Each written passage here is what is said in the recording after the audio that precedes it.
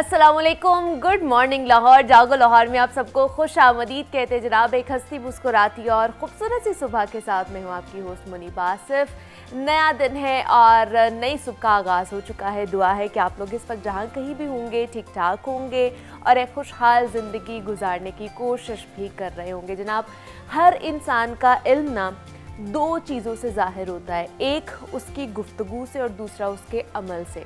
क्योंकि इंसान अपने अंदाज़े गुफ्तगू और सलीके की वजह से ना मुआशरे में अपनी एक पहचान बनाता है, एक इंडिविजुअल पहचान बनाता है। और जिसमें गुफ्तगू करने का सलीका नहीं होता ना, उसके मुकाबले में बेज़बान जानवर बहुत बेहतर होता है। और बेहतरीन गुफ्तगू और अल्फाज जो होते हैं ना इंसान के मुताल्लिक, उस बात की ज़ामिन है कि ये शख्स तालीम याफ्ता है और मुहज़्ज़ब ख़ानदान से ताल्लुक़ रखता है। और गुफ्तगू और जो अल्फाज होते हैं ना, वो इंसानी ज़िंदगी में बेहद अहमियत रखते हैं। इंसान को अच्छा या फिर बुरा, आला या फिर अदना बना देते हैं। और जबकि इसके बरक्स अगर देखा जाए तो दूसरे इंसान ने बड़ी बड़ी तालीमी डिग्रियां क्यों ही ना हासिल की हों, एजुकेशनल करियर उसका बहुत अच्छा हो, लेकिन दौरान गुफ्तगू गैर मयारी अल्फाज और तल्ख़ ज़ुबान का अगर इस्तेमाल करेगा वो, तो उस इंसान के मुतालिक यही राय कायम हो सकती है कि जनाब ये गैर तालीम याफ्ता है या फिर गैर मुहज़्ज़ब है।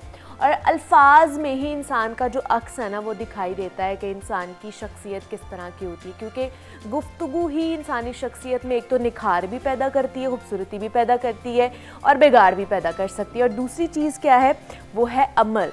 क्योंकि सिर्फ अच्छी गुफ्तगू करना जानते हों बहुत से लोग, लेकिन उस पर अमल ना करते हों, इसके बग़ैर इल्म की भी कोई अहमियत नहीं होती है हमारी ज़िंदगी में। क्योंकि इस्लाम में भी इल्म की बड़ी अहमियत ज़ाहिर की गई है, क्योंकि इल्म ज़िंदगी है और जहालत मौत के मुतरादिफ करार दिया गया। और इंसानियत ने अपनी तारीख़ में किसी मज़हब को भी इस्लाम की तरह तालीम को अहमियत देते हुए नहीं देखा है। और इल्म इंसान को हक़ व बातिल की तामीज़ भी सिखाता है और अमल की वजह से इंसान को इस मुआशरे में, समाज में आला मकाम भी मिलता है। तो इंसान जितनी भी बड़ी बड़ी तालीमी जो डिग्रियां हैं वो हासिल कर ले, लेकिन अगर अच्छी शख्सियत उसके अमल से ज़ाहिर नहीं होगी ना, तो उन चीज़ों का फ़ायदा नहीं होता है। तो इसलिए हम जो बोल रहे होते हैं हमें उस पर अमल भी करना चाहिए। और ये दो चीज़ें होती हैं कि इल्म हमें बहुत सारी चीज़ें सिखाता है, इल्म हमें हासिल करना चाहिए, लेकिन इल्म के साथ साथ हमें ये देखना चाहिए कि हम उस इल्म के ऊपर अमल भी कर रहे हैं या नहीं कर रहे हैं। वो इल्म हमें अच्छे और बुरे में तमीज़ भी सिखा रहा है, बुराई और अच्छाई में तमीज़ सिखा रहा है, हम इंसाफ के लिए अपनी आवाज़ उठा रहे हैं या नहीं उठा रहे। तो इस हवाले से भी जानना बेहद ज़रूरी है। क्योंकि डिग्रियां तो हर किसी के पास होती हैं, डिग्रियों का कोई फ़ायदा नहीं होता अगर आप उस इल्म को अच्छे तरीके से कह ले कि डिस्ट्रीब्यूट नहीं कर रहे हैं या अपनी ज़िंदगी में इम्प्लीमेंट नहीं कर रहे हैं। तो ऐसे इल्म का कोई फ़ायदा नहीं होता है। डिग्रियां बेशुमार आपके घर फिर पड़ी रहें, वो सिर्फ ज़ाया ही होती हैं। तो इसलिए जो भी इल्म हासिल करे उसको अच्छे तरीके से उसके ऊपर अमल दरामद भी हमें करना चाहिए। जनाब, ब्रेक से हम वापस आ चुके हैं और बढ़ते हैं अपने सेगमेंट की जानिब। तो जनाब, आज का दिन दुनिया अदब में बड़ी अहमियत का हामिल है। आज मोहब्बत और ज़िंदगी की तल्ख़ और शीरी हकीकतों को अपनी लिखत में बयान करने वालों का दिन है। तारीख़ में ऐसे बहुत कम लोग गुज़रे हैं जिन्होंने अपनी अक्ल व फ़हम से मौजूदा और आने वाली नस्लों को दंग करके रख दिया हो। इल्म व फ़न से ताल्लुक़ रखने वाले उन लोगों में से कुछ को ज़माने की तलखियों से गुज़रना पड़ा, तो कुछ को जहर के प्याले पीने पड़े। वो कहते हैं ना, सूली पर चढ़ाए भी तो इल्म, हवाओं में उड़ाए भी तो इल्म, मौत के दहाने से बचाए भी तो इल्म और जहर पिलाए भी तो इल्म। तो जनाब, आज यूनान के अजीम तरीन फ़लसफ़ी सुकरात की बरसी है और अपने वक्त के मजहबी और सियासी निज़ाम पर तनकीद करने के सबब उन्हें जहर का प्याला पीने पर मजबूर कर दिया गया था। लेकिन जहर का प्याला सुकरात को ख़त्म ना कर सका। सुकरात का ज़िक्र और फ़लसफ़ा हमेशा ज़िंदा रहेगा। और इसके साथ साथ आज दुनिया अदब पर गालिब मिर्ज़ा असदुल्ला ख़ान गालिब की भी बरसी है। ये उस आतिश बयां का तज़किरा है जो दुनिया को बाज़ीचाए अतफ़ाल ख़याल करता था। उन्हें अपनी फ़ारसी कलाम बहुत ज़्यादा पसंद थे, लेकिन जो मकबूलियत और शोहरत दवाम उन्हें हासिल हुई वो उर्दू शायरी की बदौलत ही हुई थी। उन्हें दुनिया का अज़ीम शायर तस्लीम किया गया था और किया जाता भी है। और इसके साथ साथ जनाब आज हम इन दो लोगों के साथ साथ अहम शख्सियत के साथ साथ बात करने वाले हैं अमजद इस्लाम अमजद साहब के हवाले से, ज़िया मोहिउद्दीन साहब के हवाले से, कि ये जो कह लें कि पूरा महीना है उर्दू अदब के लिए बहुत ज़्यादा सोगवार गुजरा है कि अमजद इस्लाम अमजद साहब इस दुनिया से रुखसत हो गए, फिर परसों जो है ज़िया मोहिउद्दीन साहब हमें छोड़कर चले गए। तो ये जो खला हैं ये कैसे पुर होंगे, इस हवाले से आज हमने बात करनी है। और आज इन बुलंद शख्सियात पर बात करने के लिए बहुत ही ख़ास मेहमान हमें ज्वाइन कर चुकी हैं जनाब, जो मेरे ख्याल से किसी भी तारुफ़ के मोहताज नहीं हैं। इस वक्त इन स्टूडियोज़ हमारे साथ मौजूद हैं हमीदा शाहीन साहिबा हैं, और जनाब जहाँ जहाँ उर्दू बोली जाती है और जहाँ जहाँ उर्दू समझी जाती है ना, वहाँ इनके जो अशार हैं ज़बान ज़दियाम होते हैं। और इनके साथ एक और भी शख्सियत हैं जिन्होंने हमें ज्वाइन करना है, लेकिन वो कुछ देर बाद हमें ज्वाइन करेंगे। तो अभी मैं साहब को खुश आमदीद कहती हूँ जागो लाहौर में। कैसी हैं आप? बहुत शुक्रिया, अल्हम्दुलिल्लाह सब खैर है। मैं समीदा, जिस तरह मैंने कहा कि ये जो पूरा महीना था हम सब के लिए, उर्दू अदब के लिए बड़ा सोगवार गुजरा है कि पहले अमजद इस्लाम अमजद साहब गुजर गए, फिर ज़िया मोहिउद्दीन साहब की डेथ हो गई, और आज हम इन्हीं चार जो शख्सियात हैं उनके हवाले से बात करेंगे।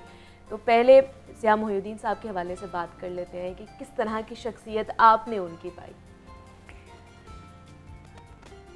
अदबी दुनिया को पै दर पै मैं कहूँगी कि सानहों से गुजरना पड़ा। बेशक बेशक। अभी अमजद साहब का गम ताज़ा था कि ज़िया मोहिउद्दीन साहब की सुनावनी आ गई। ज़िया साहब को हमने अपने बचपन से उन शख्सियात में देखा जिन्हें बोलता हुआ सुनकर हम अपने लहजे और तलफ़्फ़ुज़ दुरुस्त करते थे। बेशक बेशक। ऐसी शख्सियात अब बहुत कम रह गई हैं। अदब की एक बहुत बड़ी खिदमत अदब को लोगों तक पहुंचाना भी होता है। क्या बात? जितना अहम लिखने वाला है, लिखने वाला बाज़ औक़ात अपनी दुनिया में अपनी लिखत में गुम रहता है। क्या बात? उसकी लिखत को पहचानने का दौर भी बाज़ औक़ात उसके बाद आता है। अगरचे आजकल सोशल मीडिया की वजह से ये रफ्तार काफ़ी तेज़ हो चुकी है, लेकिन हर दौर में अदब को अवाम तक, आम इंसान तक पहुंचाने वाले लोग अहम रहे हैं। तो ज़िया मोहिउद्दीन साहब ख़ुद भी बहुत बाइल्म शख्सियत थे और उनका मुतालिया बहुत वसी था। मैंने जहाँ जहाँ जब जब उनको सुना तो वो नस्र हो या शायरी शाहकार पेश करते थे। वो इस चीज़ का ख्याल नहीं करते थे कि कोई बहुत आसान फहम चीज़ हो जो पब्लिक को समझ में आ जाए। वो उन लोगों में से थे जो इस बात पर यकीन रखते हैं कि हम आवाम को अपनी सतह पर लाएं। अवाम की सतह पर जाना फ़नकार का काम नहीं है, बल्कि असल फ़न वो होता है जो आम इंसान को उसकी आम सतह से उठाकर ख़वास की सतह पे ले आता है।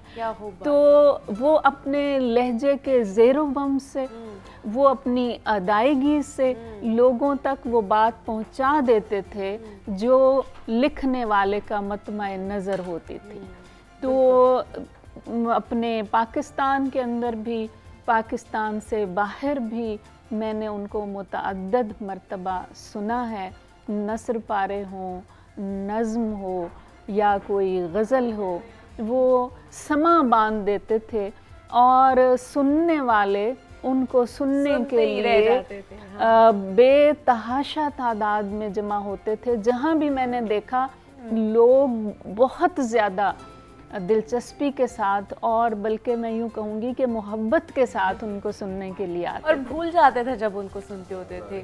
जैसे मैं कल भी बात करी थी मैं समिता के हम लोग जब न्यू जनरेशन जब इस फील्ड में आना चाहती है तो हमें सबसे पहले बोला जाता है कि ज़िया मोहिउद्दीन साहब को सुनो, उनके अल्फाज सुनो, उनके तलफ़्फ़ुज़ सुनो, वो किस तरह अदायगी कर रहे हैं, उनका लहजे को अपनाने की कोशिश करो, तो हमें ये कहा जाता है। बिल्कुल, तो ये ज़ाहिर है ये ऐसी शख्सियात अपनी ज़ात में पूरा इदारा होती है। जो तरबियत आप एक पूरे इदारे से हासिल करते हैं वो वाक़तन अब आज इंटरनेट की बदौलत घर घर वो तरबियत पहुंच चुकी है और हम उनसे सीख सकते हैं और अपने बच्चों को बता सकते हैं कि उन्हें सुने और सीखें। बिल्कुल ऐसे ही है और अपनी ज़िंदगी में आगे बढ़ते हुए कामयाब होते जाएं। एक और गेस्ट हैं जिनके बारे में जनाब मैं बात कर रही थी, उन्होंने भी हमें ज्वाइन कर लिया है। मारूफ शायर हैं अब्बास ताबिश साहब हैं जिन्होंने हमें ज्वाइन कर लिया है। सर बहुत शुक्रिया आपके वक्त का कि आप यहाँ पर आए, वेलकम करती हूँ आपको जागो लाहौर में।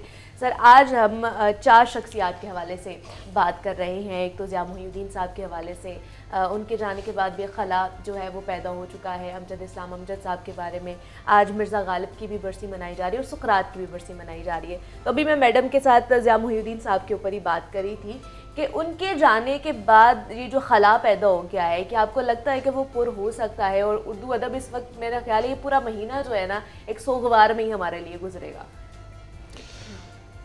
देखिए बात यह है कि किसी शख्स का नेमल बदल तो कोई नहीं होता, लेकिन दुनिया का निज़ाम चलता रहता है। मैं ये सोचता हूँ कि बड़े लोग जब चले जाते हैं तो वो वजूद की सतह पे चले जाते हैं, लेकिन उनका काम जो है वो और ज़्यादा उभर कर सामने आता है। जैसे कल ही मैं कहीं अमजद साहब के बारे में बात कर रहा था, हमने उनके एक गज़ल सुनी। अच्छा। और एक गीत जो मैं तेरे संग कैसे चलूं साजना, तू समुंदर है मैं साहिलों की हवा। क्या बात। तो आप यकीन कीजिए कि उनके जाने के बाद उनकी तख्लीक़ात को उनका जाना जो है एक नई मानवियत दे गया है और हमेशा ऐसा होता है। अब जैसे ज़िया मोहिउद्दीन साहब की आपने बात की, ज़िया मोहिउद्दीन की जितनी ज़रूरत इस वक्त है शायद आज से 20-25 बरस पहले नहीं थी। लोग सही उर्दू बोलते थे, तलफ़्फ़ुज़ ठीक होता था। अब तो ऐसी सूरत हाल है कि हमारे टीवी चैनल्स पर भी सेहत लफ्ज़ी जो है उस पर ख़्याल नहीं रखा जाता, गलत तलफ़्फ़ुज़ बोला जाता है। तो ज़िया साहब जो थे वो एक ऐसी शख्सियत थे, मुझे याद आ रहा है कि न्यू जर्सी में एक तकरीब में मैंने उन्हें सुना। अच्छा। लाइव कई दफ़ा सुना हमने उन्हें। तो वो वाजिद अली शाह के ज़माने का कोई एक ड्रामा था, उसका एक हिस्सा पढ़ के सुना रहे थे। अच्छा, उसमें ऐसे ऐसे लफ्ज़ थे जो मैंने तो कभी नहीं सुने। अच्छा, फिर मैंने वो अपनी डायरी निकाली और वो लफ्ज़ नोट करने शुरू किए। सही। बाद में मैंने आके वो लुग़त में देखे। ठीक है। और उनका तलफ़्फ़ुज़ वहाँ देखा। आप यकीन कीजिए कि तलफ़्फ़ुज़ के हवाले से मेरा ख़्याल में वो सबसे बड़ा आदमी था। बेशक। आज तक हमने कोई गलत लफ्ज़ नहीं सुना। उन्होंने शायरी पढ़ी तो बिल्कुल उसी बहर में, उसी वज़न में और पूरे एक्सप्रेशंस के साथ, यानी जैसा एक्सप्रेशन शायर ने उसमें क्रिएट किया है बल्कि वो ऐड करते थे। तो ज़िया साहब के जाने से जो है वो भी ज़ाहिर है एक बार फिर हमें ये एहसास हुआ कि उनकी चीज़ें जो हैं वो सामने आनी चाहिए और बतौर ख़ास नई नस्ल को सुननी चाहिए ताकि उनकी उर्दू ठीक हो, उनका तलफ़्फ़ुज़ ठीक हो, शेर कैसे पढ़ा जाता है उसको अंदाज़ा हो। अच्छा, अमजद इस्लाम अमजद साहब के हवाले से भी हम जानना चाहते हैं। आप भी कई मुशायरों में उनके साथ मौजूद होंगे, मुलाकातें तहाशा की होंगी आपने, तो किस तरह की शख्सियत पाई? हमने तो उनको टीवी पे ही देखा और इस तरह के मुशायरों में ही उनको देखा, पर्सनली मुलाकात मेरी कभी उनसे नहीं हुई, तो उनकी शख्सियत के हवाले से हम जानना चाहते हैं। देखिए, अमजद साहब की शख्सियत के कई पहलू हैं। अच्छा। एक पहलू तो ये है उनके हम सफ़र होने का पहलू, जो बड़े हमारे ये कहते रहे हैं और हम भी सुनते रहे हैं और हमारा तजुर्बा भी है कि किसी को जानना हो तो उसके साथ सफ़र किया जाए। तो अमजद साहब के साथ मैंने बहुत सफ़र किए हैं। अच्छा। अमेरिका के, यूरोप के, हिंदुस्तान के, इधर उधर बहुत सफ़र है। मैंने हमेशा उन्हें एक शफीक शख्स पाया है। यानी अगर हम लोग जो हैं वो खाने पे नहीं हैं या नाश्ते की मेज़ पर नहीं हैं या कहीं लेट हो गए तो उन्हें एक बेचैनी होती थी, जैसे एक बड़े को होती है कि हमारा छोटा बरखुरदार जो है वो किधर गया। तो इस तरह वो ख्याल रखते थे। ये तो उनका एक शख्सी पहलू है। बाकी अल्लाह ताला ने उन्हें जो शोहरत दी, देखिए शोहरत जो है ये बहुत से लोगों को मिलती है, लेकिन शोहरत को सस्टेन वही करता है जो साहिब इज़्ज़त होता है। जो शोहरत इज़्ज़त रखती है वो एक लॉन्ग पीरियड होता है उसका, जो हमें नज़र आती है। उसके बाद अमजद साहब ज़ाहिर है वारिस से उनकी शोहरत हुई और तादम आखिर उन्होंने उस शोहरत को कायम रखा। बल्कि वो ख़ुद भी वो कहा करते थे कि शोहरत अल्लाह दे देता है, लेकिन उसको मेंटेन रखने के लिए अपनी रियाज़त को बढ़ाना पड़ता है। ये नहीं है कि हमारे कई शायर होते हैं शुरू में 2-4 गज़लें नज़में कह लीं और ज़िंदगी भर उसी पर वो कायम रहे, लेकिन अमजद साहब का कलम कभी नहीं रुका, ना उनका सफ़र रुका, ना उनका कलम रुका।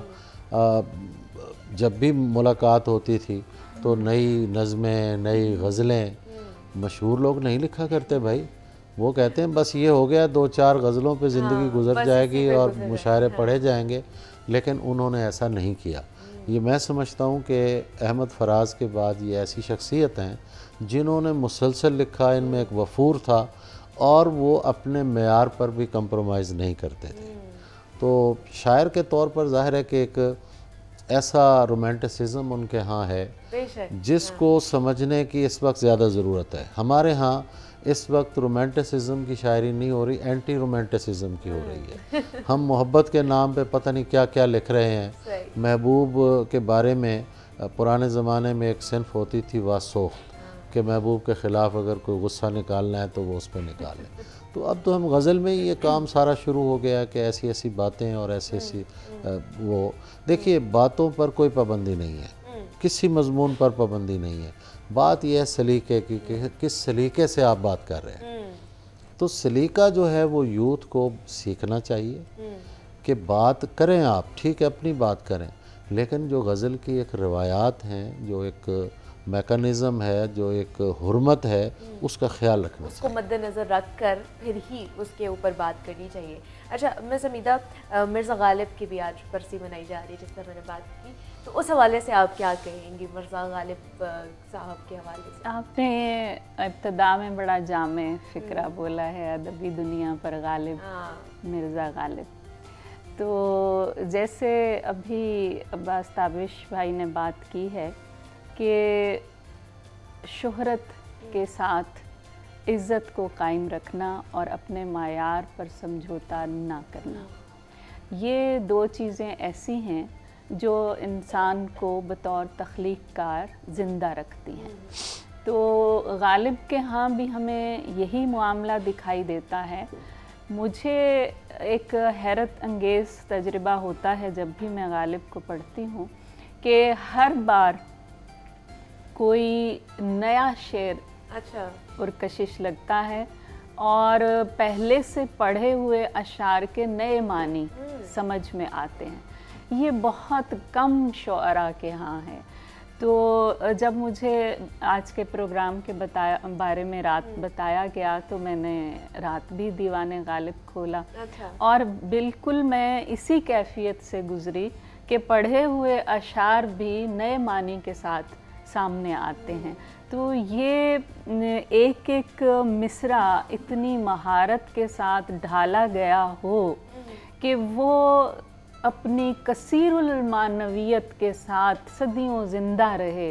तो ऐसा हुनर रब ताला किसी किसी को अता करता है और हमारे उर्दू शायरी में जिसको अता हुआ है जितने लोगों को, उनमें गालिब सरे फहरिस्त हैं।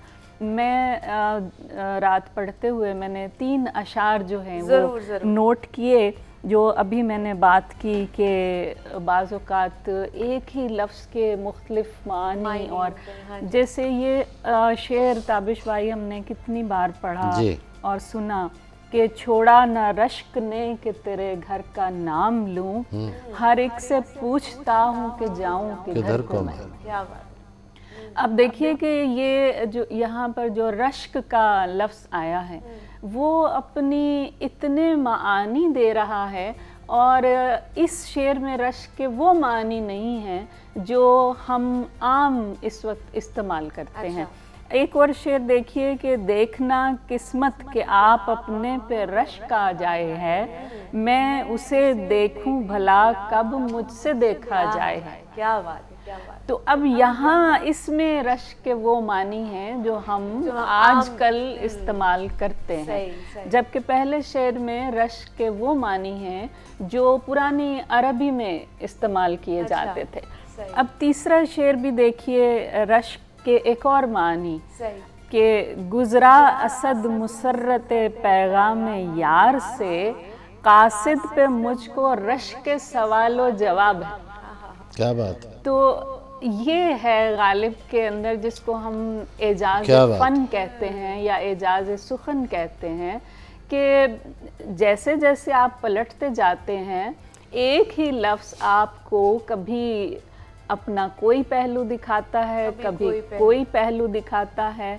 और ये जाहिर है ज़बान की वुसअत है, हमारी उर्दू ज़बान की वुसअत भी है इसमें, लेकिन इस वुसअत को हर कोई इस्तेमाल में नहीं ला सकता, अपना भी नहीं सकता, अपना नहीं सकता, इस्तेमाल में नहीं ला सकता। और जैसी झलक हमें गालिब के कलाम में दिखाई देती है।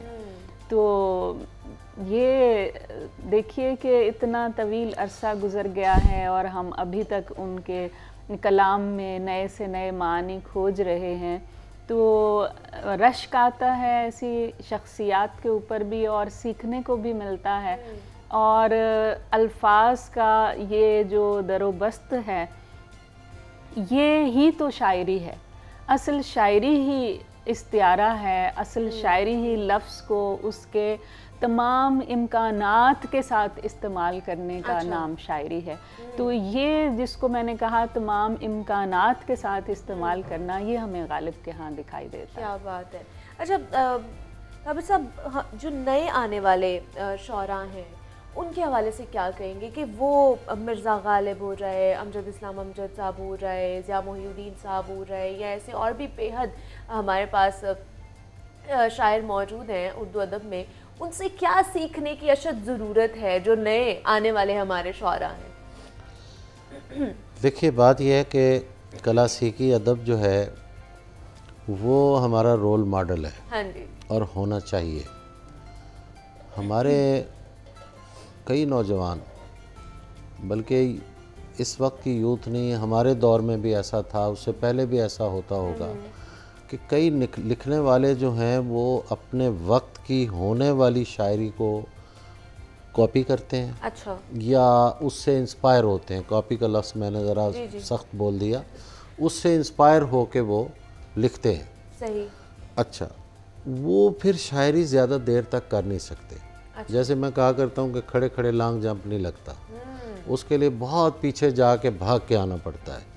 तो वो पीछे जाना जो है वो क्लासिक्स में जाना है, वो बड़े शुअरा को पढ़ना है, सिर्फ पढ़ना ही नहीं है, उन्हें बसर करना है और फिर उनके हैरत कदे से निकल के आना। हमारे कई शुअरा होते हैं जो उनमें क्लासिकियत तो होती है लेकिन वो ताजगी नहीं होती ऐसे शुअरा की तरह की जो क्लासिक्स पढ़ के और बाहर निकल के आते हैं। अच्छा। और अपना एक रंग बनाते हैं। जैसे नासिर काज़मी है, जैसे अहमद मुश्ताक हैं, जैसे सलीम अहमद हैं, अज़ीज़ हामिद मदनी हैं, इस तरह के बड़े शायर हैं जिनके रिश्ते जो हैं वो क्लासिकी शायरी से बहुत मजबूत है। फिर एक बात और मैं समझता हूँ कि जिसका जितना बड़ा आइडियल होगा ना वो उतना बड़ा होगा। अच्छा। अगर आपका आइडियल रूमी है तो इकबाल तो बनेंगे आप। आपका आइडियल अगर मिर्ज़ा अब्दुल कादिर बेदिल है तो आप गालिब बनेंगे।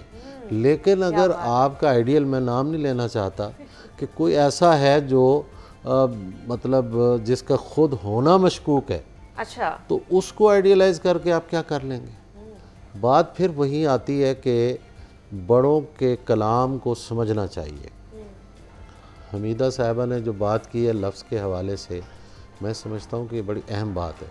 मुझे भी 2-3 बातें इसमें याद आ गई गालिब के हवाले से, कि गालिब जो है उसने ख़ुद कहा था कि गंजीना मानी का तिलिस्म उसको समझिए, गालिब जो लफ्ज़ के गालिब मेरे अशार में आवे, यानी लफ्ज़ के जितने भी मुमकिन शेड्स हो सकते हैं वो गालिब ने इस्तेमाल किए हैं। अच्छा।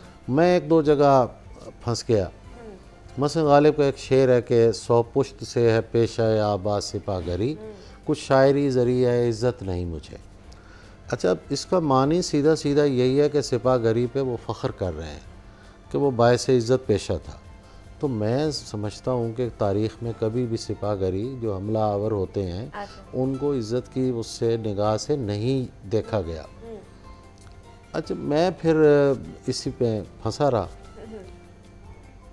मेरी आदत है कि जिस दिन कुछ पढ़ने को जी न चाहे तो मैं लुग़त खोल लेता हूँ।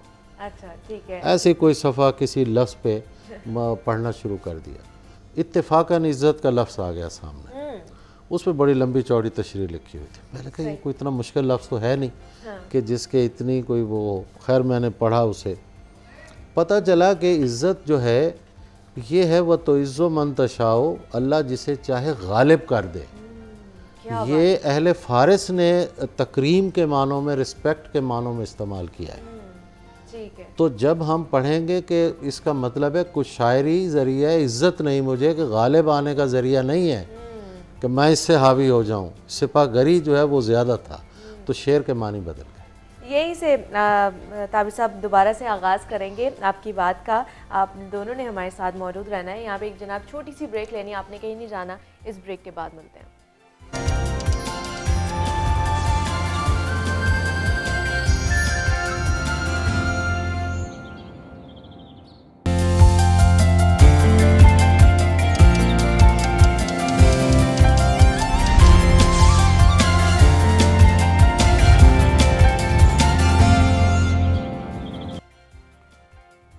वेलकम बैक टू जागो लाहौर। जनाब ब्रेक से वापस आ चुके हैं और हमारे साथ 2 अहम शख्सियात मौजूद हैं और हम उर्दू अदब के हवाले से बात कर रहे हैं। जनाब अमजद इस्लाम अमजद साहब के हवाले से, ज़िया मोहिउद्दीन साहब के हवाले से, मिर्ज़ा गालिब के हवाले से और इनकी शख्सियात के हवाले से कुछ नई चीज़ें जनाब जानने की कोशिश कर रहे थे। हमारे साथ मिस हमीदा और अब्बास ताबिश साहब मौजूद हैं। अच्छा अब्बास साहब, जिस तरह आप बता रहे थे मिर्ज़ा गालिब के हवाले से, तो उनके हवाले से भी जानने की कोशिश करेंगे मज़ीद, लेकिन आपकी जो एक नज़्म है, कुछ अशार है, वो भी हम सुनना चाहेंगे जो ज़बान ज़द आम है, हर कोई ये सुनना चाहता है। चलें उसके 2-3 शेर मैं पेश कर देता हूँ। ज़रूर। कि रात को घर से निकलते हुए डर लगता है, रात को घर से निकलते हुए डर लगता है, चांद दीवार पे रखा हुआ सर लगता है। इस ज़माने में गनीमत है मियाँ, इस ज़माने में गनीमत है मियाँ, कोई बाहर से भी दरवेश अगर लगता है, क्या कहना, कोई बाहर से भी दरवेश अगर लगता है, एक मुद्दत से मेरी माँ नहीं सोई ताबिश, मैंने एक बार कहा था मुझे डर लगता है। क्या बात है, बहुत ही खूब, बहुत ही खूब। आजकल मुझे लगता है इस तरह के जो नए शायर हैं ना, वो इस तरह की शायरी नहीं करते। नहीं, देखिए बात यह है कि उन्होंने इस तरह की क्यों करनी है उन्हें चाहिए वो अपनी तरह की करें शायरी। उनके अंदर वो ये मैं कहूँ कि प्यार, मोहब्बत, खुलूस मुझे नहीं लगता कि वो मौजूद होता। नहीं, ऐसी बात नहीं है, मैं इख्तलाफ करूँगा आपसे। बहुत अच्छी शायरी हो रही है, नौजवान शुअरा जो हैं वो बड़ा बड़ा शेर कह रहे हैं। तो बस बात वही है फिर कि आइडियल्स बड़े बड़े बनाए। अच्छा। गालिब के हवाले से मैं थोड़ी सी गुफ्तगू कर रहा था आपसे, तो मैं चाहता हूँ कि गालिब पर जब भी हम गुफ्तगू करते हैं तो उनके खतूत का जिक्र नहीं होता। गालिब जितना बड़ा शायर है उतना बड़ा नसर निगार भी है। बिल्कुल। उसके ख़त की एक भी सत्र अगर आप पढ़ें तो सुनने वाला बता देगा कि ये गालिब के ख़त की सत्र है। छोटा सा एक वाक़या है कि अल्ताफ़ हुसैन हाली पानीपत से दिल्ली आए। अच्छा। उन्होंने देखा कि गालिब के यहाँ जो है वो कोई काबिल एतराज़ किस्म की महफ़िलें होती हैं। अच्छा, तो उन्होंने ख़त लिखा। सही। जुरत नहीं हुई कि गालिब की शख्सियत का एक रौब था कि आप बुज़ुर्ग हो गए हैं, बूढ़े हो गए हैं, तो ये जो लोग कुछ जुआ और शराब की जो सूरत हाल है ये नहीं होनी चाहिए। तो गालिब ने ख़त का जवाब ख़त में दिया। कहते हैं कि ज़िंदगी फ़िस्क़ व फ़जूर में गुज़री, अब इस उम्र में गुज़िश्ता के गुनाहों की तलाफ़ी क्यों कर मुमकिन है। मैं तो वो हूँ कि मर जाऊँ तो पाँव में रस्सा डालकर मुझे शहर की गलियों में घसीटा जाए, उसके बाद दरिंदों के आगे डाला जाए अगर वो मुझे खाना पसंद करें। मुस्तहिक तो मैं इससे भी ज़्यादा का हूँ, लेकिन क्या करूँ, उसकी रहमत से पुरुमीद हूँ, निजात का तालिब गालिब। क्या कहने। जब ख़त ये हाली ने पढ़ा तो हाली रो पड़े। उन्होंने फ़ारसी में माजरत नामा लिखा। अच्छा, कि मैंने किस आदमी को छेड़ लिया, किस साहिब ईमान को छेड़ लिया। तो गालिब जो है बड़ा आदमी है, ऐसा बड़ा आदमी है कि हमीदा शाहीन साहिबा की वही बात है कि हम जब भी पढ़ते हैं, जब भी देखा है तुझे आलम नौ देखा है, तो उनकी शायरी एक आलम नौ है और कभी ये शायरी बसर नहीं होने वाली। बड़ा शायर कभी बसर नहीं होता, उसे पढ़ते रहिए ज़िंदगी। बेशक बेशक।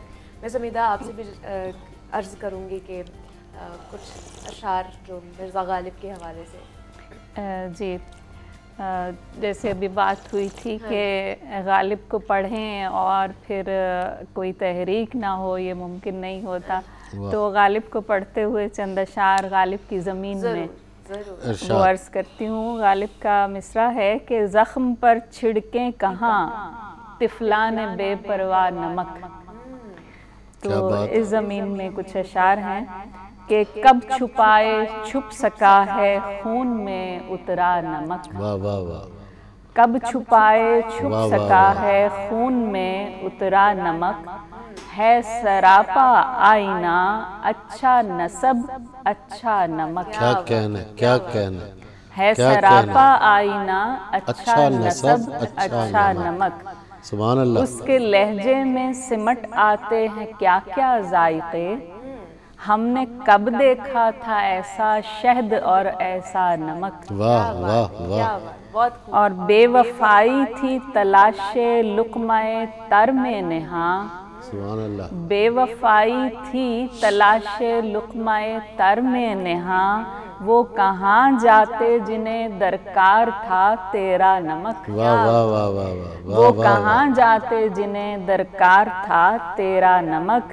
हम पे ये शीरीं कलामी इसलिए भी फ़र्ज़ है, हम पे ये शीरीं कलामी इसलिए भी फ़र्ज़ है, हर किसी को पेश हम करते नहीं अपना नमक। वाह वाह वाह वाह। और तल्ख लहजों का कभी हमने बुरा माना नहीं, तल्ख लहजों का कभी हमने बुरा माना नहीं, ज़ख्म ऐसे थे हमारे जिनका मरहम था नमक। क्या बात, क्या बात, क्या बात।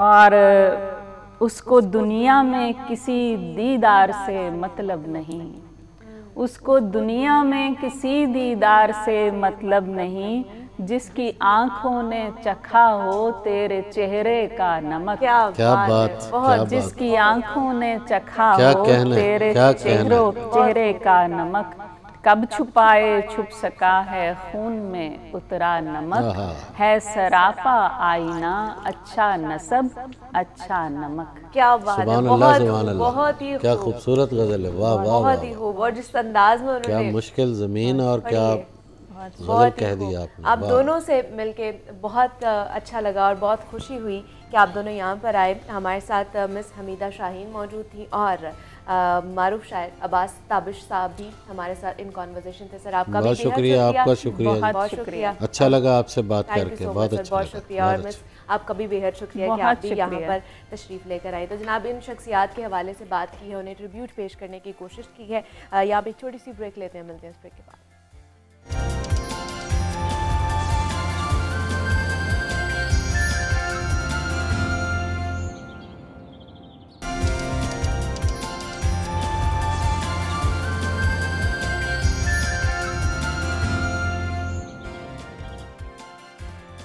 वेलकम बैक टू जागो लाहौर। जनाब ब्रेक से वापस आ चुके हैं और बढ़ते हैं अपने नेक्स्ट सेगमेंट की जानिब। तो जनाब सीटी बज गई है और खेल भी जम गया है।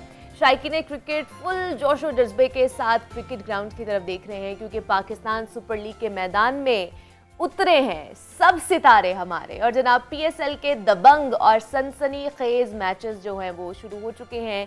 स्टेडियम में चौकों छक्कों की बरसात हो रही है, तो कहीं एम्पायर की उंगली उठ रही है और क्रिकेट के दीवानों का भी जो जोश और जज्बा है वो देखने के काबिल है। और पाकिस्तान में PSL मैचेस का इनेकाद और इंतजाम समेत शायकीन जो है वो जोश और जज्बे पर अगर उनकी बात की करे जाए उस पर आज करेंगे। हमारे साथ इस वक्त मौजूद हैं जनाब पाकिस्तान क्रिकेट बोर्ड की पहली खातून एम्पायर हैं डॉक्टर हुमैरा फ़रा। हुमैरा फ़रा ने वुमेन एशिया कप 2022 में लेजेंड क्रिकेट लीग ओमान समेत 260 से ज़ायद मैचेस में एम्पायरिंग के फ़राइज़ अंजाम दिए हैं और स्पोर्ट्स एंड साइंसेस में पाकिस्तान की पहली PhD खातून भी हैं वो। तो डॉक्टर हुमैरा फ़रा गुज़श्ता 28 बरसों से बतौर रुकन खेलों की इंतज़ामिया में काम कर चुकी हैं और PCB एम्पायरिंग पैनल का भी हिस्सा बन चुकी हैं। और उनसे उनके सफ़र के बारे में, उनकी मेहनत के बारे में, उनके तजुर्बे के बारे में बात करेंगे। इस वक्त हमारे साथ इन स्टूडियो डॉक्टर हुमैरा फ़रा मौजूद हैं। उनको वेलकम कहते हैं जागो लाहौर में। डॉक्टर हुमैरा, आपको वेलकम कहती हूँ जागो लाहौर में। कैसी हैं आप? जी थैंक यू मुनीबा, अल्हम्दुलिल्लाह, अल्लाह का शुक्र है, ठीक हूँ। अच्छा डॉक्टर, मेरा बड़ा तजस्सुस हो रहा था आपसे मिलने का कि पाकिस्तान क्रिकेट बोर्ड की पहली आप एम्पायर हैं और वो भी खातून एम्पायर। कैसे आपकी ये जर्नी स्टार्ट हुई? क्या किस तरह का शौक़ था कि मैंने इस साइड पर जाना है और उसके बाद एम्पायर बनना है? हाँ मुनीबा, फ़र्स्ट ऑफ़ ऑल तो मैं आपको ये बताना चाहूँगी कि ये कोई प्लान्ड अच्छा कोई नहीं था, प्लान आउट करके नहीं आई आप। नहीं, सही है। आप कह लें कि स्पोर्ट्स के साथ बचपन से ही लगाव था। खेल कूद, उछल कूद, मारपीट करना और भाई के साथ खेलना और क्लास फेलोज़ के साथ, उन क्लास फेलोज़ के साथ दोस्ती थी जो भाग दौड़ ज़्यादा करती हैं। अच्छा। खेलना कूदना, लेकिन ये शौक़ आहिस्ता आहिस्ता आहिस्ता आहिस्ता मतलब ये था कि गली महल्ले में साइकिल चला लेनी, जिस किस्म की भी एक्टिविटी मिलनी, काइट फ्लाइंग कर लेनी। अच्छा। लड़कों वाले ज़्यादा शौक़ थे। और फिर जब कॉलेज में गई तो कॉलेज में हर किस्म की मुझे फैसिलिटी मिली। फिर कॉलेज में ये नहीं पता था कि मैं यहाँ पढ़ने के लिए आती हूँ या खेलने के लिए आती हूँ, तो बैग का कुछ पता नहीं होता था। बस सारा दिन इस ग्राउंड से निकले उस ग्राउंड में, उस ग्राउंड से निकले इस ग्राउंड में। तो खेल के साथ इस तरह से मेरा लिंक रहा और हर किस्म की गेम खेली। लेकिन पाकिस्तान लेवल तक मैंने हॉकी खेली और मेरे पास पाकिस्तान का कलर है। और फिर इसी रेफरेंस से ही मेरी ही फ्रेंड्स उधर PCB में आई, तो उन्होंने मुझे कहा कि PCB वुमेन विंग 2005 में इस्टेब्लिश हुआ। तो उन्होंने कहा कि आप आएँ और आप कह लें कि वहाँ पे जो पाइनियर वुमेन विंग्स की थी उनमें मैंने भी एज एडमिनिस्ट्रेटर और कोऑर्डिनेटर वहाँ पे शुरू में काम किया। लेकिन साइड बाय साइड मेरी जॉब थी, क्योंकि मैंने स्पोर्ट्स साइंसेस में मास्टर्स किया हुआ था और उन दिनों ये था कि PhD प्रोग्राम पाकिस्तान में नहीं था। ठीक है। तो मेरा ये ड्रीम था कि मैं PhD करूँ, लेकिन वो चैप्टर क्लोज़ हो गया कि पाकिस्तान में होती नहीं है, बाहर मेरे सोर्सेज नहीं थे जाके करने के। तो फिर इस तरह से 2005 में मैंने क्रिकेट बोर्ड के साथ अटैचमेंट की अपनी जॉब के साथ साथ। तो 2005 में ही पाकिस्तान क्रिकेट बोर्ड ने first time women umpiring course शुरू करवाया। तो वो मेन की क्लास में हम कोई 7-8 फीमेल भी थी फर्स्ट टाइम वहाँ बैठ के उनके साथ पढ़ा, एग्ज़ाम हुआ और जिसमें 90% मार्क्स 100 में से 90% मार्क्स होने ज़रूरी थे। तो मुझे यही था कि मैंने कहाँ करना है, फेल हो जाऊंगी। लेकिन वो ये था ना कि स्पोर्ट्स के साथ इन टच थी और कुछ थोड़ा सा और कुछ थोड़ी सी मेहनत भी की और कुछ अल्लाह ताला का करम भी था। तो वो फर्स्ट टाइम मैंने क्लियर कर लिया। क्या बात। उसके बाद फिर लेवल 2 हुआ, लेवल 2 भी अल्हम्दुलिल्लाह मैंने पास किया। तो इस तरह से मैं 2005 में पाकिस्तान क्रिकेट बोर्ड के पैनल पे आ गई। मतलब जब तक आप लेवल क्रॉस करती जा रही थी, सक्सेस मिलती जा रही थी, लेकिन जी इरादा नहीं था कि मैंने इरादा नहीं था कि मैं इसको भी एज अ प्रोफेशन करूंगी। जी।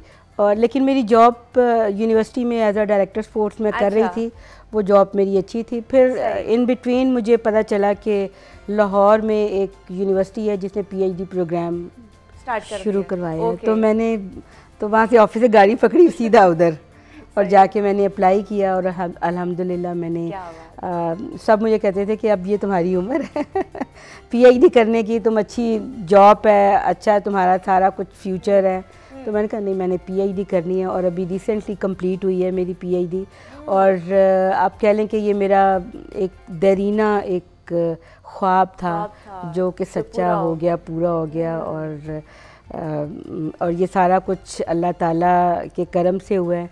और सेकेंडली मैं कहीं पे भी ये मिस नहीं करूँगी कि ये मेरी माँ की दुआओं का नतीजा है। बेशक पेरेंट्स की दुआएं फिर आपको कहीं से भी कहीं ले जाती बिल्कुल हैं, फर्श से अर्श तक ज़रूर पहुंचा देती हैं। तो क्या क्या डॉक्टर हुमैरा मैं जानना चाहती हूँ, मतलब ये मेल डोमिनेंट सोसाइटी है, इसको समझा भी जाता है, ख़वातीन बहुत ज़्यादा बाहर निकलती हैं तो बहुत ज़्यादा ऐसे केसेस भी आते हैं जहाँ पर उन्हें चैलेंजेस का भी सामना करना पड़ता है। तो आपकी भी इस जर्नी में चैलेंजेस आए? जी बिल्कुल मुनीबा, आपने बिल्कुल सही क्वेश्चन पूछा है कि जब फर्स्ट टाइम जब अंपायरिंग कोर्स किया तो साथ ही ट्रायंगुलर सीरीज़ थी कोयटा में भुगटी स्टेडियम में। तो मैंने कहा नहीं, मैं तो नहीं जाऊंगी इतनी दूर भुगटी स्टेडियम और कोयटा में। तो उसमें जब मैं फ़र्स्ट टाइम, वैसे तो मैच टीवी पे देखे थे, बाहर बैठ के देखे हुए थे मैच, और बाकी जो बास्केटबॉल हो गया, वॉलीबॉल, बैडमिंटन, ये गेम्स में अंपायरिंग और ऑफिशिएट किया हुआ था। लेकिन क्रिकेट की इतनी बड़ी ग्राउंड और क्राउड और खामोशी और सिर्फ 2 अंपायर खड़े हैं और डिसीजन देना है आउट और नॉट आउट, तो बड़ा वो फोबिया सा था। तो उसमें फ़र्स्ट टाइम बहुत डर लगा। लेकिन मैं यहाँ पे ये चीज़ मेंशन करना ज़रूरी समझूंगी कि जितने भी हमारी मेन कम्युनिटी है अंपायर्स की, उन्होंने हर स्टेज पे कोऑपरेट किया, गाइड किया। और लेकिन बाहर जो लोग होते थे ना, वो कहते थे इन्होंने की अंपायरिंग करनी, बुढ़िया ने की अंपायरिंग करनी, कि यानी ये लेडीज़ का काम नहीं है अंपायरिंग करना। लेकिन अब आप देखें कि अभी रिसेंट मैं एशिया कप करके आई हूँ बांग्लादेश में अक्टूबर में, और उसमें सारी female umpires plus match referee, each and everything सब फीमेल थी। क्या बात है। ठीक है, ICC के अंडर अम्ब्रेला वो मैचेस हुए, सही ACC ने करवाए। और उससे पहले मैंने लेजेंड लीग की अमान में 2022 में, सबसे पहले इनिशिएटिव उन्होंने लिया। अच्छा, सही, ठीक है। उन्होंने ये इनिशिएटिव लिया फरवरी में 2022 में। उन्होंने तमाम फीमेल अंपायर्स और फीमेल मैच रेफरी रखे। और फिर अब आहिस्ता आहिस्ता अब ये देखें कि एशिया कप हुआ, उसमें सारे ऑफिशियल जो थी फीमेल थी।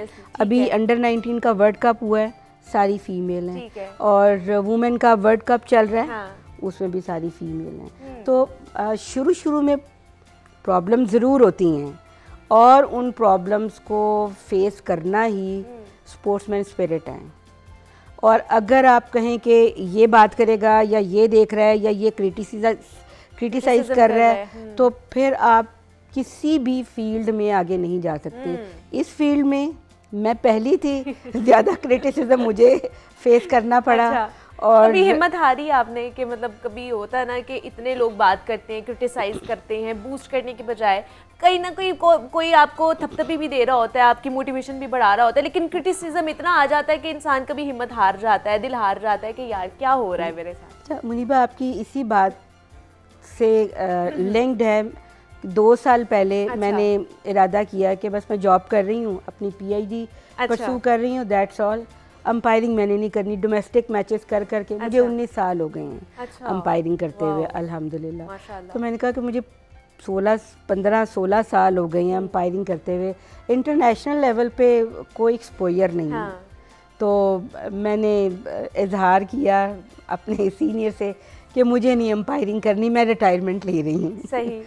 ये लोकल मैचेस, डोमेस्टिक मैचेस कर करके अब इंटरनेशनल लेवल पे नहीं जाना, तो क्या फ़ायदा। लेकिन उन्होंने कहा कि नहीं, आप सीनियर 1 हैं और आपने अंपायरिंग करनी है। और ऐसा सोचना भी नहीं है, यानी उन्होंने मोटिवेट किया मुझे। ठीक है। और उन्होंने ढारस बंधाई मुझे। और इत्तेफाक ये हुआ कि उसके कुछ महीने के बाद ही मुझे लेजेंड लीग इंटरनेशनल, जो बहुत बड़ा इवेंट है जिसमें दुनिया के लेजेंड थे, डैरन समी, बॉटम, जॉन्टी रोड, हमारे ये सारे पाकिस्तान, मिसबाउल हक, यूनस, यूसुफ, कामरान अकमल, हफीज़, शोएब अख्तर और मुरलीधरन, शोएब अख्तर और सारे इंडियंस प्लेयर। तो उसमें मुझे कॉल आ गई कि जी आप अंपायरिंग करें, और दैट इज़ अनबिलीवेबल। पहला इंटरनेशनल टूर, पहला इंटरनेशनल। तो मतलब उससे पहले मैं ये कह रही थी कि मुझे रिटायरमेंट दे दे, इंटरनेशनल लेवल पे तो कोई है नहीं इस पर ईयर, तो लिहाजा, लेकिन अल्लाह ताला ने मेरी ये भी जो ड्रीम था ये भी फुलफिल हुआ।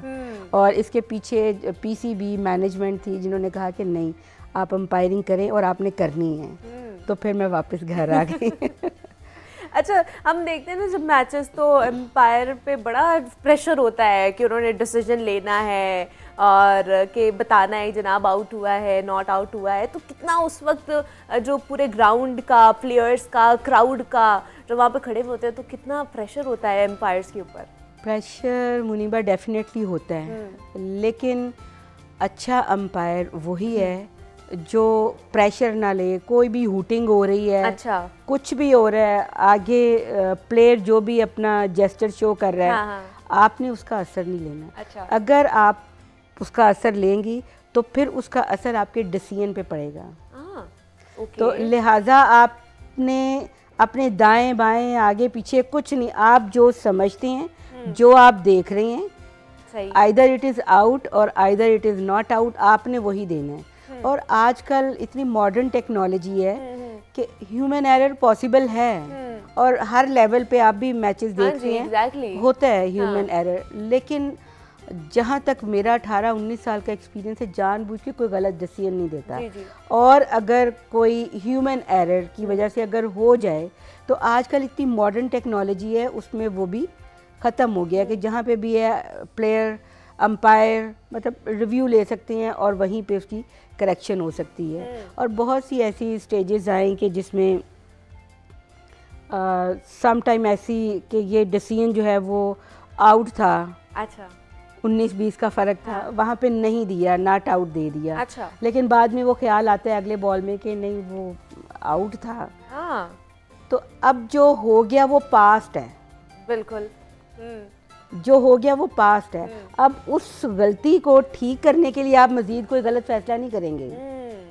तो ये है कि जो अंपायर एक ऐसा ग्राउंड के अंदर एक ह्यूमन बीइंग खड़ा है कि जिसका थ्रू आउट जो आई कांटेक्ट है वो बॉल के साथ, बॉल के साथ, एग्जैक्टली, उसका ध्यान, उसका जहन, उसने कहीं अपनी अटेंशन डाइवर्ट नहीं करनी। ये बड़ा और अगर आपकी आई बॉल के ऊपर है तो आप 100% सही फैसला करेंगे, एक्यूरेट फैसला होगा। अच्छा, मैंने देखा है हमारे जितने भी एम्पायर होते हैं ना, मतलब मैदान में जब वो होते हैं ग्राउंड में, बड़ा सीरियस खड़े होते हैं, ऐसे चुप करके, ना उन्होंने हंसना है ना कुछ करना है। ट्रेनिंग स्पेशली दी जाती है? नहीं, ट्रेनिंग कोई नहीं होती। सीरियस इसलिए खड़ा होना होता है कि कभी भी आप किसी भी प्लेयर के साथ जब फ्री होंगे, ठीक है, तो वो भी फ्री होंगे। वो आपको कहेंगे नहीं ये आउट था, जो आपने नॉट आउट दिया है, कहेंगे नहीं ये तो आउट था। तो कैमरास लगे होते हैं, माइक लगा होता है, हर चीज़ जो है वो ऑन एयर जा रही होती है। तो डोमेस्टिक मैचेस भी हों, इंटरनेशनल लेवल के भी मैचेस हों, लाइव जा रहे हों, रिकॉर्डेड हों, हमें अपने सिर्फ ध्यान देना है अपने काम पे, तो फ्री नहीं होना। ग्राउंड के बाहर जाके जो मर्जी करें, लेकिन ग्राउंड में आपने अपना ऑनेस्टली ड्यूटी आपने करनी है। अच्छा, अब PSL चल रहा है कौन सी टीम को सपोर्ट कर रही हैं आप? नहीं, एज एन अंपायर तो कभी भी हम किसी को सपोर्ट नहीं करते। हमारे लिए न्यूट्रल, सब न्यूट्रल हैं। अब ये लेजेंड लीग का मैं एक छोटा सा किस्सा सुनाती हूँ कि मेरे सामने मिसबाउल हक बैटिंग कर रहे थे, क्योंकि वो मिक्स टीम होती है ना, ये जो लीग्स होती हैं। तो मिसबाउल हक को अब वो बॉल आया, वो लेग गार्ड्स पे लगा, मैंने आउट दे दिया। अब जब वो इधर चल के इधर जाने लगे तो मैंने देखा, मैं कहा ये तो मिसबाउल हक है। तो मैंने आउट दे दिया हुआ था। जो मुझे लगा के आउट है। हाँ। इस साइड पे कामरान अकमल खड़े थे मेरे एंड पे, तो अच्छा। वो उससे पूछता है, तो उसने कहा लास्ट 3 सेकंड रह गए हुए थे रिव्यू लेने में। ओके। 15 सेकंड का टाइम होता है। ठीक है। तो उन्होंने रिव्यू ले लिया। ठीक। रिव्यू ऊपर चला गया, वो जो भी थर्ड अंपायर ने देखा उसको दिया और मुझे वॉकी टॉकी में बताया कि you have to stay your own decision, कि मेरा डिसीजन ठीक है। सही। ओके। ठीक है।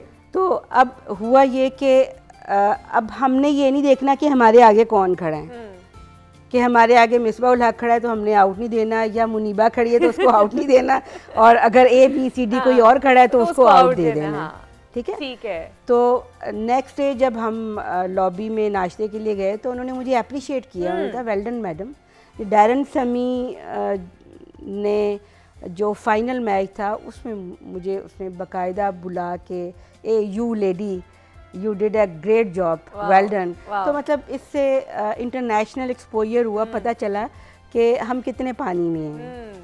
तो डोमेस्टिक मैचेस बेशुमार किए हैं, लेकिन उनमें कॉन्फिडेंस लेवल जो है वो इतना हाई नहीं हुआ जितना इंटरनेशनल मैचेस करके हुआ।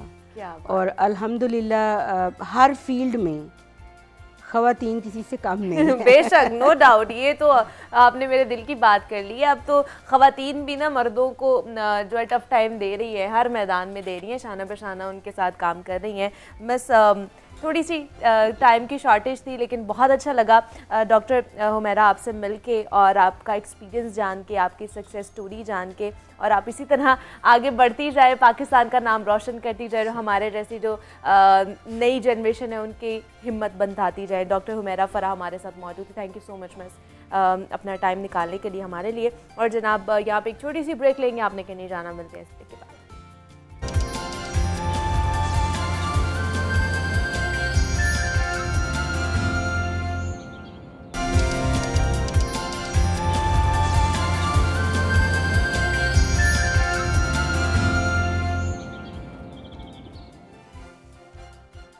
वेलकम बैक टू जागो लाहौर। जनाब सेगमेंट है हमारा सेहत और फिटनेस, जिसमें हम शहरियों के सेहत के हवाले से दरपेश मसाइल पर गुफ्तगू करते हैं, और जनाब हमारे जो एक्सपर्ट मेहमान होते हैं उनके ज़रिए उनका जो हल है वो तलाश करने की कोशिश करते हैं। जनाब आज हम बात करने वाले अपने मुल्क के मुस्तकबिल के बीमारों के हवाले से, और जिसमें जनाब हमारे बच्चे आ जाते हैं। हम में से कोई भी नहीं चाहता कि हमारा बच्चा किसी भी माजूरी का शिकार हो या ऐसी किसी भी बीमारी का शिकार हो जो आते हुए उसका जो मुस्तकबिल है वो ख़राब कर सके।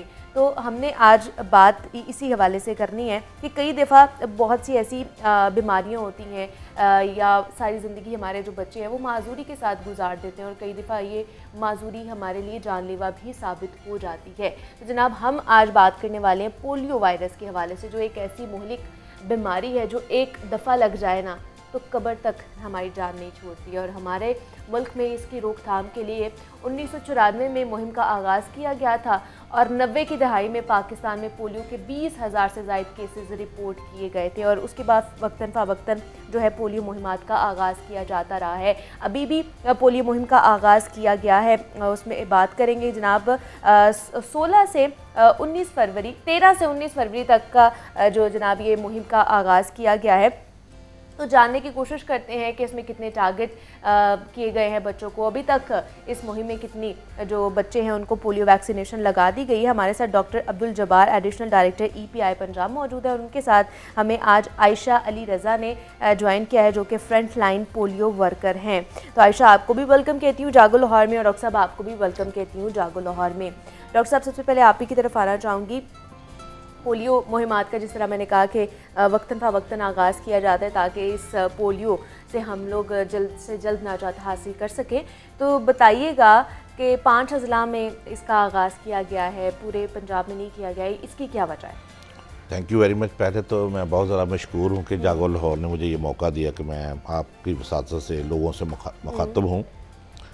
ये 5 अज़ला में ख़ास तौर पे ये पोलियो मुहिम का आगाज़ इसलिए किया गया कि इनमें से 3 जो बड़े अज़ला हैं, लाहौर, मुल्तान और फैसलाबाद, वहाँ पे जो पोलियो की सर्कुलेशन जो है ना वो, क्योंकि यहाँ पे बहुत सारे लोगों का आना जाना है। हाँ जी। और ख़ास तौर पे जो हमारी पख्तून आबादी है, जो पश्तो स्पीकिंग लोग हैं, वहाँ पे पोलियो का वायरस डिटेक्ट हुआ। तो ये इन लोगों का, इनकी रिश्तेदारियाँ, इनका लोगों का आना जाना इन शहरों में बहुत ज़्यादा है। जब ये बच्चे अपने वालिदैन के साथ आते हैं इन अजला में, तो वहाँ पे वो पोलियो का वायरस साथ लेके आते हैं। अच्छा। ये ट्रांसमिशन है एक तरह की, आप समझ लें सर्कुलेशन है पोलियो के वायरस की। इन अजला में जब वो सैंपल चेक किए गए हैं, जो हमारे गार्बेज के सैंपल चेक होते हैं, उनमें पोलियो का वायरस डिटेक्ट हुआ है, पाया गया है। उसका वहाँ पाया जाना इस चीज़ की गवाही करता है कि पोलियो का वायरस जो है सर्कुलेशन में है, वो गर्दिश में है और हमारे बच्चों को पोलियो का ख़तरा है, पोलियो होने का ख़तरा है। इसलिए मैं तो ये कहूँगा कि ख़ास तौर पे ये जो इस मुहिम का आगाज़ किया गया है, तो इस मुहिम में ख़ास तौर पे ख़ुसूसी इन जो डिस्ट्रिक्ट्स में जो वालिदैन हैं वो अपने 5-7 साल के छोटे बच्चों को ज़रूर पोलियो के कतरे पिलाएं। मतलब स्पेसिफिकली इन 5 अजला में ज़्यादातर तवज्जो दी जा रही है कि यहाँ पर ज़्यादा केसेस सामने आ रहे हैं पोलियो के, तो वहाँ पर अच्छे तरीके से बच्चों को टारगेट किया जाए। जी बिल्कुल। और लेकिन इसके अलावा भी अजला हैं जहाँ पर ये पोलियो मुहिम जारी है? ये मुहिम जो है सिर्फ इन्हीं 5 अजला में 7 दिन के लिए होगी। 7 दिन के लिए, ठीक है। तो अभी तक कितने बच्चों को पिला दिए गए हैं? 2 दिन की मुहिम, कल शाम तक का जो डाटा है उसमें 22 लाख बच्चों को कतरे पिला दिए गए हैं इन 5 अजला में।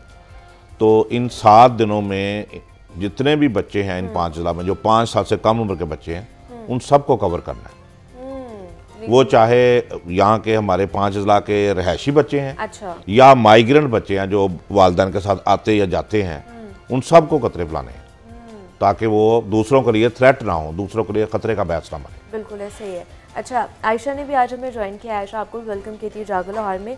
तो आयशा, आप फ्रंट लाइन पोलियो वर्कर हैं जी। और जब भी फ्रंट लाइन पोलियो वर्कर्स के बारे में बात की जाती है तो एक ये बड़ा आम सा एक बिहेवियर हमारे सामने आता है कि पोलियो वर्कर्स की नहीं सुनी जाती है या उनके साथ बैड बिहेवियर किया जाता है, अच्छा सलूक नहीं किया जाता। तो वाकई ऐसी चीज़ें हैं या सिर्फ ये सुनी सुनाई बातें हैं? नहीं, ये बिल्कुल हकीकत बात है कि जब हम डोर टू डोर जाते हैं, किसी के दरवाजे पे जाते हैं, कुछ लोग कहते हैं कि रोज़ आ जाती हैं आप लोग ड्रॉप्स पिलाने, अच्छा। आप लोग हर माह आ जाती हैं, वो बहुत ज़्यादा मिसबिहेव करते हैं, जाएं यहाँ से, हमने नहीं पिलाने आप अपने बच्चों को ड्रॉप्स, आप जा सकती हैं।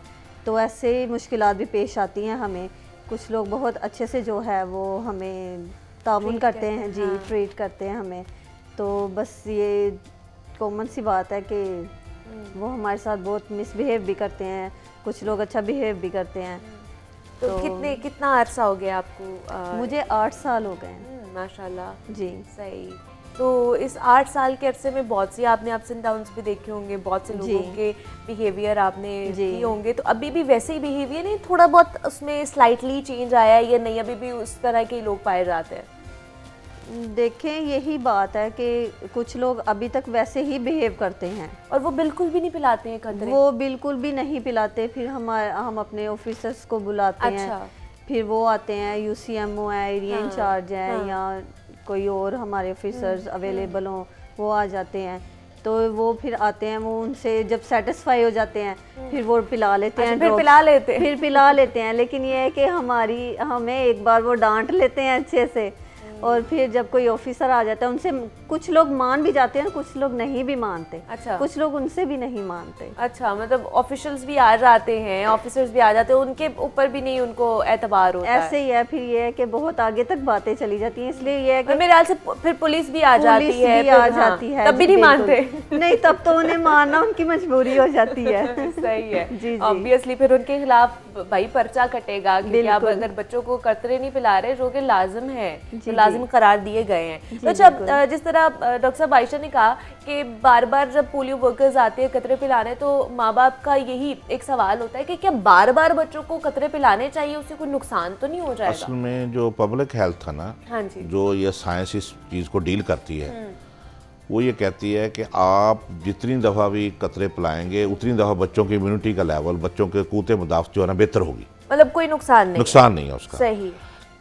असूल ये है कि एक ही वक्त में सारे बच्चों को अगर थ्रेट है तो एक ही वक्त में उन सारे बच्चों को 100% कवर कर लिया जाए, पोलियो के कतरे पिला लिए जाएं। अच्छा। तो उनकी इम्यूनिटी का लेवल आप समझें कि इस तरह हाई अप हो जाता है और उनको पोलियो का फिर थ्रेट नहीं रहता, पोलियो का वायरस उनको बीमारी काज नहीं कर सकता। इसके पीछे यही फलसफा है कि एक वक्त में जितने भी 5 साल से कम उम्र के बच्चे एक कम्युनिटी में पाए जाते हैं, उन सब को उन ख़ास दिनों में कतरे पिला के उनकी इम्यूनिटी का लेवल बेहतर कर दिया जाए। ताकि उनकी प्रोटेक्शन मैक्सिमम हो और जो वायरस है वो उनको कैच ना कर सके, उनको अटैक ना कर सके और वो बच्चे उस चीज़ से महफूज रहें। इसका फ़लसफा ये है। बार बार कतरे पिलाने से, ना तो कतरे पिलाने से कोई ऐसा कोई ख़तरा है और ना ही बच्चों को कोई ऐसा, अल्लाह माफ़ करे, कोई ऐसा हेल्थ हैज़र्ड है कि जी बार बार कतरे को पिलाए जा रहे हैं। सिर्फ बच्चों की इम्यूनिटी का लेवल बेहतर करने के लिए ये काम किया जाता है। अच्छा, दूसरा डॉक्टर साहब, मतलब ये क्यों नहीं, हम इसके ऊपर काबू क्यों नहीं पा रहे? असल में प्रॉब्लम ये है कि कई जगह पे हमारी टीमें नहीं पहुंच पाती। अच्छा। और कई जगह पे वालिदैन इस सोच में नहीं है कि शायद हमारे बच्चे को कोई थ्रेट है। कुछ हमारी पुअर कम्युनिटी जो स्लम एरियाज़ हैं या जो लो सोशो इकोनॉमिक कम्युनिटीज़ हैं, उनकी प्रायोरिटी पोलियो के कतरे पिलाना नहीं है। ये जैसे माँ और बाप है, वो माँ सुबह अपने कामकाज पे निकल गई, बाप भी अपने काम पे निकल गया, बच्चे अब अकेले हैं घर में। कोई घर में बड़ा ऐसा नहीं है या इतना पढ़ा लिखा नहीं है या उसको अवेयरनेस नहीं है, या तो हम नहीं उस तक पहुंच पाए या उनको इस चीज़ की खबर नहीं है, इन्फॉर्मेशन नहीं है कि ये कितनी अहम मुहिम है और कितना इसमें बच्चों की प्रोटेक्शन है। तो वो सारा दिन अपने कामकाज पे लगे रहते हैं। हमारी टीमें 4-5 बजे के बाद अपना काम ख़त्म करके अपनी इवनिंग मीटिंग्स करते हैं। डाटा वगैरह का फ्लो होता है, बाकी सारे मामला हैं। तो इसमें मैं ये कहूँगा कि चाहे अगर 1% लोगों तक हम नहीं पहुँच पाते, से फॉर एग्जांपल आज हमने 2 लाख बच्चों को कतरे पिलाने थे, अगर हम उनमें से 1% लोगों को कतरे पिलाने में कामयाब नहीं होते बच्चों को और 99 तक पहुँच जाते हैं, तो वो बच्चे थ्रेट तो हैं दूसरों के लिए। बेशक ऐसे ही। और वो 1% जो है, अगर पंजाब की पॉपुलेशन पे आप उस मल्टीप्लाई करें उसे 5 लाख की पॉपुलेशन पे, तो आपको पता है कि अगर हम 12.5 करोड़ हैं पंजाब में, तो अगर उसको 1% भी आप लें तो लाखों में बनते हैं। तो इतने ज़्यादा बच्चे अगर रह जाते हैं पोलियो कतरे पीने में, तो मीन्स के वो थ्रेट हैं दूसरे बच्चों के लिए। उनकी इम्यूनिटी का लेवल नहीं बेहतर हुआ, उनको जरासीम के खिलाफ लड़ने की ताकत नहीं दी गई। ये बच्चे इनको पोलियो कतरे पिलाए जाते हैं ताकि उनको कूते मदाफ़ दी जाए, ताकि वो उस बीमारी के खिलाफ खड़े हो सके। हाँ। ये फलसफा है, लड़ सके। अच्छा, एक इलाके से कितने केसेस निकलते हैं तो फिर वहाँ पर ये आइडियली तो एक इलाके में एक पोलियो का केस भी निकल आए तो आप समझें ये वबा है। उसका मतलब ये है कि एक केस जो सिस्टम ने डिटेक्ट कर लिया, उसके पीछे शायद 300 बच्चों को पोलियो का वायरस लग चुका है। जो नीचे बच्चे हैं जो हमारी उस डिटेक्शन में उस हमारे रडार में नहीं आए।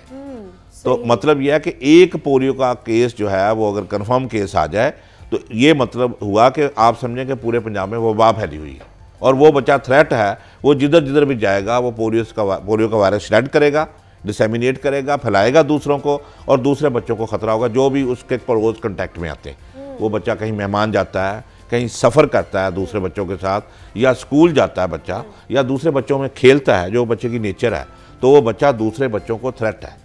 है। अच्छा, लेकिन दूसरे अजला से आ जाते हैं, यहाँ पे लाहौर आ जाएंगे या लाहौर से कहीं और चले जाएंगे, तो फिर उन बच्चों को किस तरह कैटर किया जाता है? हमारे इंटर प्रोविंशियल बॉर्डर्स भी हैं, इंटर डिस्ट्रिक्ट बॉर्डर्स भी हैं। वहाँ पे ना 2 तरह के ट्रांसफर पॉइंट्स हैं।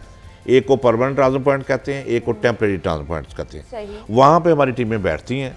जो भी बस वैन या किसी लोकल ट्रांसपोर्ट पे बच्चे मूव करते हैं उनको रोका जाता है। उनको देखा जाता है कि उनकी उम्र 5 साल से कम है, फिर उनको कतरे पिला के उनको निशान, उनकी ना उंगली पे निशान लगाया जाता है ताकि दूसरी टीमें इसको पिक कर सके कि इसको पोलियो कतरे पिला दिए गए हैं। वालिदैन की रिकॉल पे नहीं रहते। कई दफ़ा वालिदैन कहते नहीं छोड़ें, हमारे बच्चे ने तो पी लिए। अच्छा। तो हमारा वर्कर जो है ना उसको काउंटर चेक करता है कि जी इसकी वो छोटी उंगली दिखाएं, उस पर निशान लगाए। ये प्रोग्रामेटिक हमने ना एक काउंटर चेकिंग मैकेनिज्म रखा हुआ है। अच्छा। कि मसलन लाहौर से एक बच्चा मूव किया, वो शेखुपुरा में गया, लाहौर और शेखुपुरा के जो इंटर डिस्ट्रिक्ट बॉर्डर है वहाँ पर जो टीम बैठी हुई है वो वालिदैन की बात पे नहीं यकीन करेंगे। उनको ये हम ट्रेनिंग देते हैं कि बेटा आपने ये चेक करना है कि इसकी लेफ़्ट जो छोटी लिटिल फिंगर है इस पर क्या वो निशान लगा हुआ है मार्कर का। अगर लगा हुआ तो फिर हमारी तसल्ली है कि वहाँ वाकई इसने कतरे पिए हैं, अदरवाइज नहीं मानते।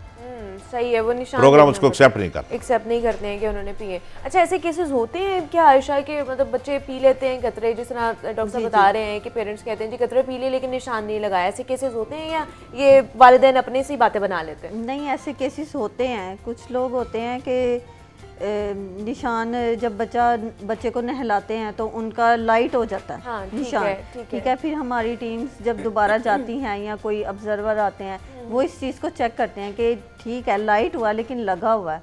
और जो वालिदैन होते हैं वो कहते हैं कि जी नहीं जाएं, हमारे बच्चे ने पिए हुए हैं, वो नहीं दिखाते। फिर उससे हमें प्रॉब्लम होती है कि हम उसको मतलब कि अपनी शीट पे उसको कटिंग नहीं कर सकते, कि जब हम कटिंग कर देंगे, जब तक हम देखेंगे नहीं हम कटिंग नहीं कर सकते। तो इसलिए हम उनसे रिक्वेस्ट करते हैं कि बराए मेहरबानी अपने बच्चे को ले आएँ और हमें उसका हाथ दिखा दें कि उसकी फिंगर पे निशान लगा हुआ है तो हम आगे इसकी असल में 2-3 रीजंस हैं। अच्छा, ये हम जो निशान लगवाते हैं, एक तो हमें प्रोग्राम को ये फ़ायदा है कि हम जो बहुत सारे मॉनिटर्स भी चेक कर रहे होते हैं कि Ayesha is a polio worker, Ayesha ने कहा कि जी सर मैंने इस इलाके को कवर कर लिया, मैं जाऊँगा वहाँ पे, मैं उनको कहूँगा जी मेहरबानी करके आप अपने वो बच्चे दिखाएं जो 5 साल से कम उम्र के हैं और उनका ना उंगली दिखाएं, मुझे निशान दिखाएं। एक तो ये हमारा काउंटर चेकिंग मैकेनिज्म है कि हमारे वर्कर ने हर बच्चे को कतरे पिला दिए। दूसरा ये कि जो असेसमेंट होती है पोलियो कैंपेन के बाद कि हम मीडिया पे देते हैं कि जी हमारी इतनी कवरेज है, हम इतने % बच्चों तक रीच कर चुके हैं, इतने % बच्चे हमारे रह गए हैं, ये असेसमेंट का एक टूल भी है, एक तरीकाकार भी है कि बाद में जो हमारे असेसर आते हैं, क्योंकि इंटरनेशनल डोनर जब पैसे देते हैं, हमें सपोर्ट देते हैं, वो कहते हैं डॉक्टर साहब आप हमें फील्ड में जाकर दिखाएं कि भाई आपने ये काम किया भी कि नहीं किया। तो वो एक मेरा का ट्रस्ट बिल्डिंग भी है कि मैं उनको कहता हूँ आप चूज़ करें लाहौर का कौन सा इलाका देखना है, मैं उनके साथ जाके बैठ के उनको कहता हूँ कि आप देखें, वो देख के उनको तसल्ली हो जाती है कि नहीं जो हमने पैसे दिए, जो सपोर्ट दी है वो पोलियो वर्कर्स पे और पोलियो कैंपेन पे लग रही है और बच्चों को कतरे पिलाए जा रहे हैं। ये एक ब्यूटीफुली डिज़ाइंड मैकेनिज्म है। देखने वाला बंदा यही कहता है कि शायद ये ऐसे फिर रहे हैं और इनका कोई आगा पीछा नहीं है।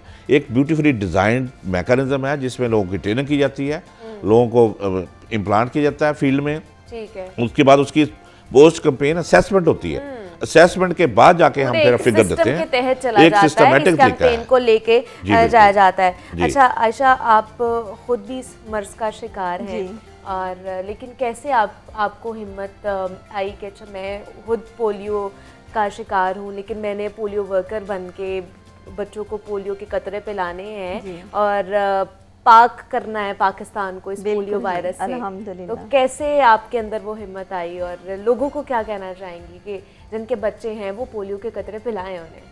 लोगों को मैं यही कहना चाहूँगी कि देखिए ये एक जो पोलियो हो जाता है जिस बच्चे को, वो ही ये महसूस कर सकता है क्योंकि उस बच्चे में बहुत सारी कमज़ोरियाँ आ जाती हैं, उसमें वो ताकत नहीं रहती जो आम लोगों में होती है, आम पर्सन में होती है, वो फील नहीं कर पाता। जैसे कि खेल कूद है, कुछ ऐसी एक्टिविटीज़ हैं जो नॉर्मल लोग कर सकते हैं, डिसेबल पर्सन नहीं कर सकते, वो इस चीज़ का शिकार होते हैं तो वो नहीं कर सकते, उन्हें ये चीज़ें फ़ील होती हैं। तो माँ बाप को मैं यही कहना चाहूँगी कि बराए मेहरबानी कि आप अपने बच्चों को हर बार 2 कतरे पोलियो के लाजमन पिलाएं क्योंकि हर बच्चा जो है वो इस चीज़ का कभी शिकार ना हो सके। मतलब अगर आपने अपने बच्चों को कामयाब करना है, ज़िंदगी में आगे बढ़ाना है तो उनको 2 कतरे ज़रूर पिलाएं। आयशा हमारे साथ मौजूद थी, डॉक्टर अब्दुल जब्बार हमारे साथ मौजूद थी। आप दोनों का बेहद शुक्रिया यहाँ पर आने के लिए और अब आपने मुझे इजाज़त देनी। अपना बहुत सारा ख्याल रखिएगा। अल्लाह हाफ़िज़।